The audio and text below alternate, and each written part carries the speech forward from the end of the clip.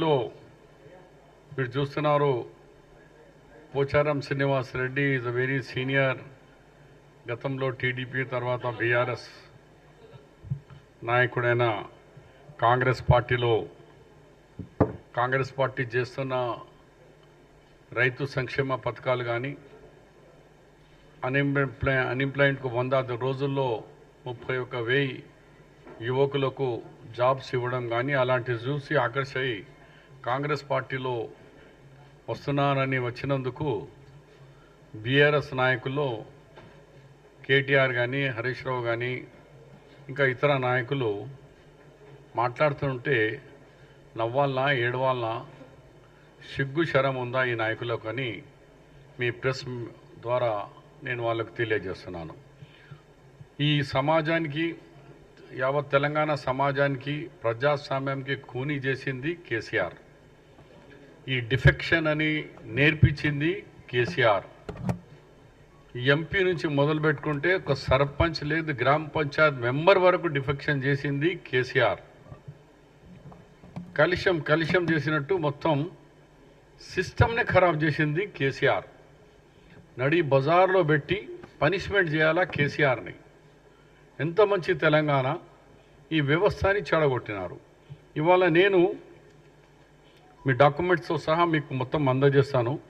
ఆయన 2014లో గవర్నమెంట్ వచ్చిన ఆయన ప్రభుత్వం 2 జూన్కు తీసుకునగానే సేమ్ డే 2 జూన్ 2014లో 2 ఎమ్మెల్యేలను ఇంద్రకరణ్ రెడ్డి అలాగే మన కోనప్ప ఇద్దరిని డిఫెక్ట్ చేయించినారు.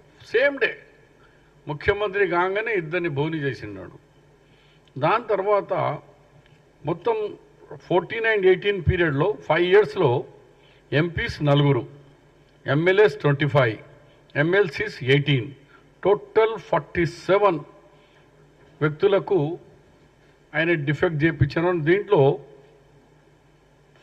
ఫస్ట్ టర్మ్, సెకండ్ టర్మ్లో మళ్ళా 14 Congress 12 MLAs and 2 from TDP నుంచి.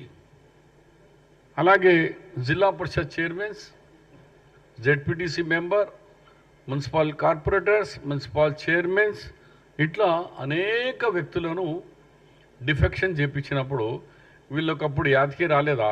డిఫెక్షన్ చేస్తే పార్టీకి ఎంత అన్యాయం అవుతుంది, కార్యకర్తలు వాళ్ళ మనోభావాలు ఎట్లా దెబ్బతింటుంది ఇప్పుడు జ్ఞాపకం రాలేదా? ఇవాళ మాట్లాడేటప్పుడు సిగ్గు శరంతో చూసుకొని మాట్లాడండి. ఇది మీ కేసీఆర్ పుట్ట చరిత్ర.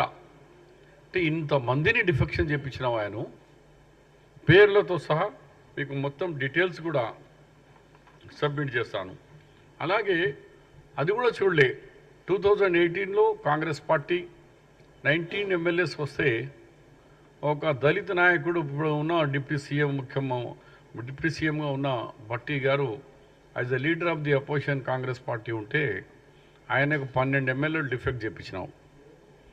అలాగే నేను as a leader of the opposition కౌన్సిల్లో ఉంటే నా దగ్గర నుంచి 4 ఎమ్మెల్సీలను డిఫెక్ట్ చేయించి నాది MLC leader of the opposition పోయింది, ఒక మైనారిటీ లీడర్గా, ఆయన ఒక దళిత్ నాయకుడుగా ఆయనే పోయింది.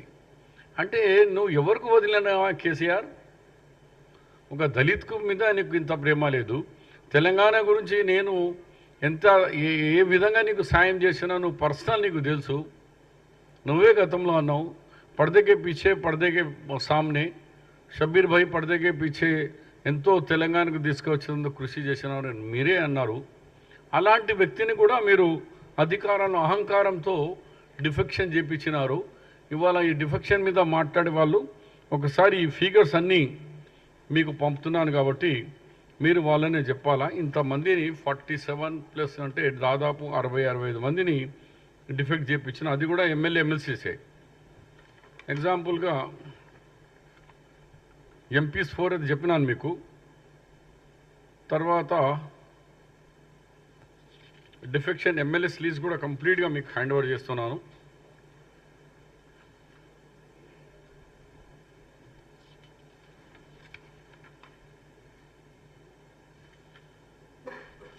డేట్ వైజ్ ఎప్పుడెప్పుడు వీళ్ళు డిఫెక్ట్ చేసినారు డేట్ వైజ్గా మీకు కంప్లీట్ మీ దాంట్లో చేస్తూ అలాగే కోకాపేట్ ల్యాండ్ ఇప్పుడు మొన్న జరిగిన ఎలక్షన్లో చూస్తూ ఉంటే పార్లమెంట్ ఎలక్షన్లో 17 సీట్స్ ఉండే. కాంగ్రెస్కి 8 వచ్చినాయి, బీజేపీకి 8 వచ్చినాయి, 1 ఎంఐఎం. బీఆర్ఎస్కి 1 సీట్ కూడా రాలే. బీఆర్ఎస్కు అదే రాకుండా వాళ్లకు 50% అంటే 8 సీట్లు డిపాజిట్ పోయింది. Lok Sabha seat BRS ruling party 10 సంవత్సరాలు రూలింగ్ చేసిన పార్టీకు ఏం గతి వచ్చిందంటే 8 సీట్లలో డిపాజిట్ పోయింది. అప్పుడు 37% ఓటు అసెంబ్లీలో వస్తే 3 నెలల్లో 16%కు వచ్చేసినారు. అలాంటి పార్టీ అధికారం అహంకారంతో కోకాపేట్లో మరి దాదాపు 11 ఎకరాలంటే అక్కడ 100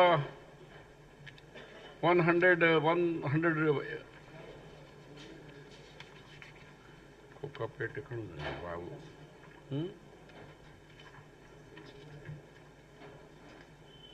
కాయజీ కోకాపేట్లో మీకు 11 ఎకరాల భూమి తీసుకున్నారు. అంత కాస్ట్లీ ల్యాండ్.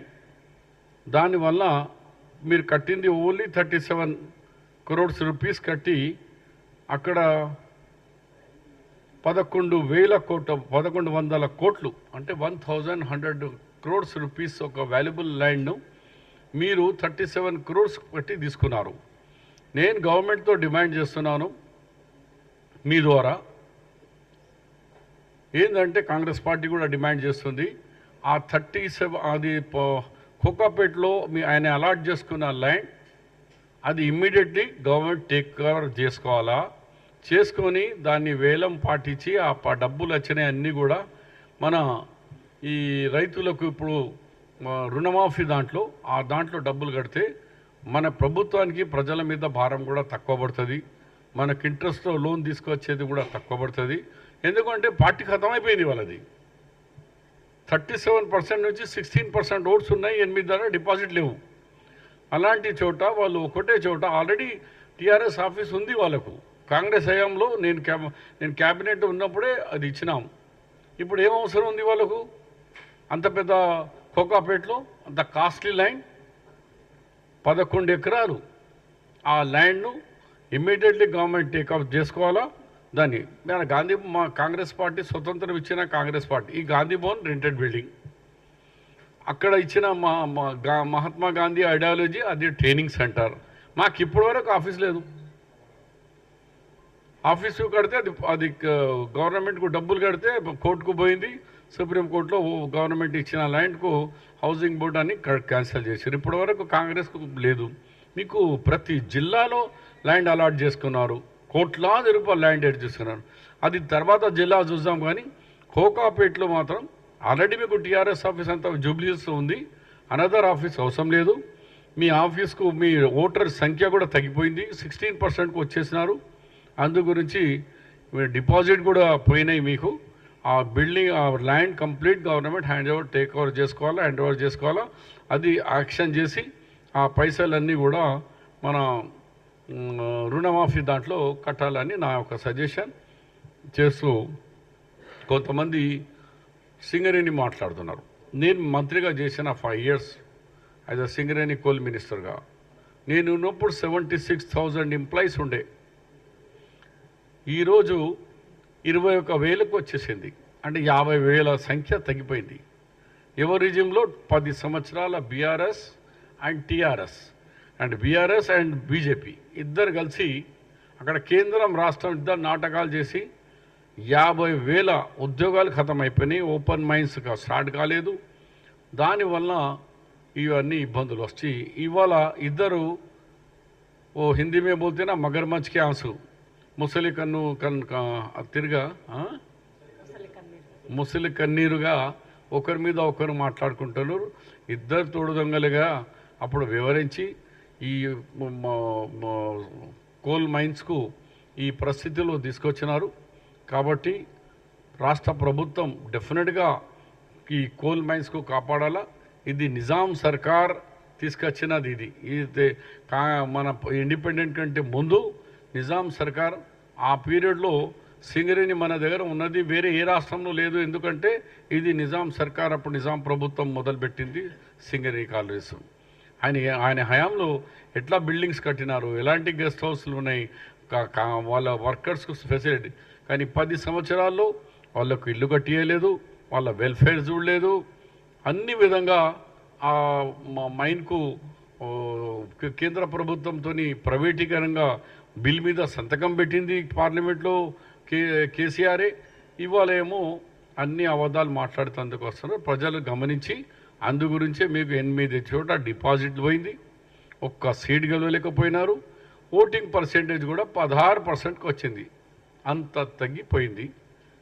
కాబట్టి ఇవాళ బీఆర్ఎస్ నాయకులు ఎవ్వరు కూడా మాట్లాడేవాళ్ళు ఖబర్దార్.